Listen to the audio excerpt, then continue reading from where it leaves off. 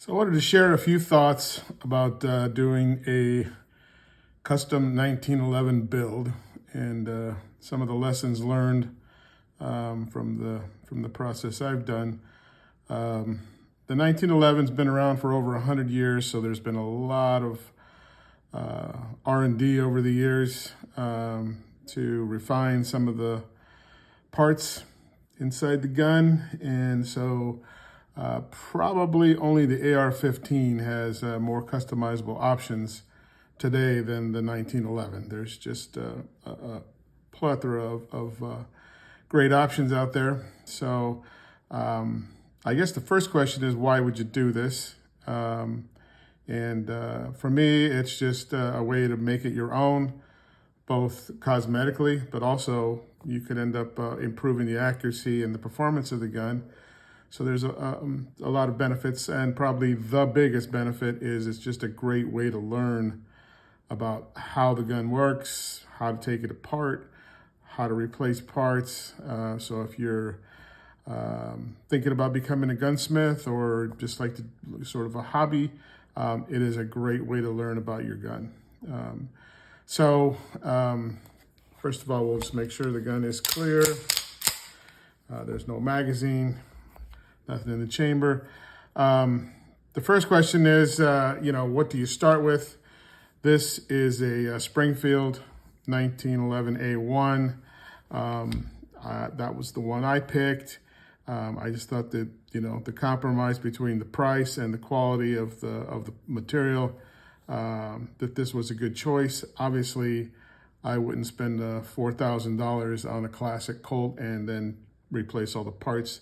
That would be a serious mistake. So pick what you like. I chose stainless steel. You may want a blued gun. That is just really your choice. When you start thinking about replacement parts, avoid the eBay great deals and buy your parts from a reputable vendor. There are tons of vendors out there, so just do some research.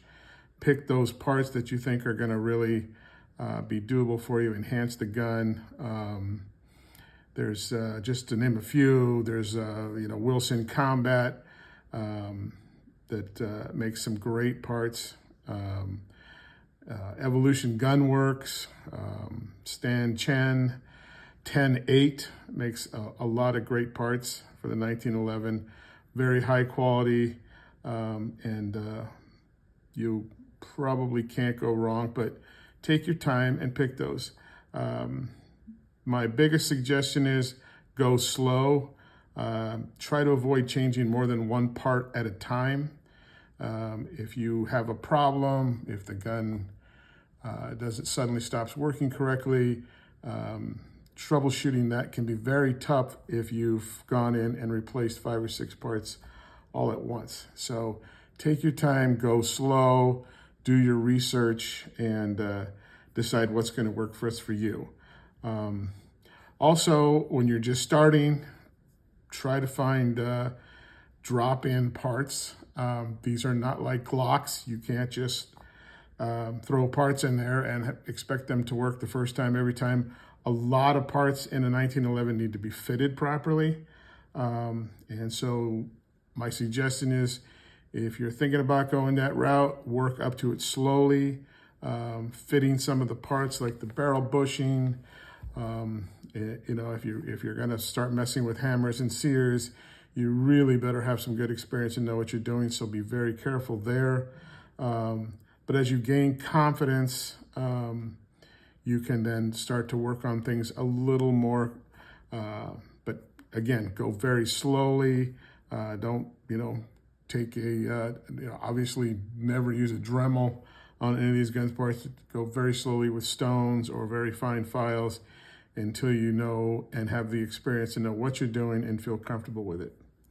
The other thing I would suggest very highly is that each step along the way, do a complete function check of the gun. Make sure that the safety works properly, make sure the grip safety works properly, and that the gun responds the way it's supposed to. Get out to the range, double check things. load maybe 1 or 2 rounds in the magazine in case you have a hammer fall problem. You don't turn your gun into a short burst automatic. So it's a lot of fun. It can be frustrating, but in the end, it's definitely well worth it, and you will learn a lot about how your gun operates, how to troubleshoot it, and really kind of make it a very cool gun yourself. So some of the things that I really, obviously you may notice the red trigger. I got a thing for flat red triggers. That's just me. I paid a little more than that than I probably should have, but those were decisions you make. The Wilson Combat grips is the G10 things are just awesome, and they often have decent deals on them. The other little parts, you know, again, the hammer, things like that, you can kind of pick up as you go along and you find something that you like. The Stan Chen Magwell here with the mainspring housing, they make it's just awesome. You can see how well it matches the bottom of the gun here. The fit and finish is just remarkable.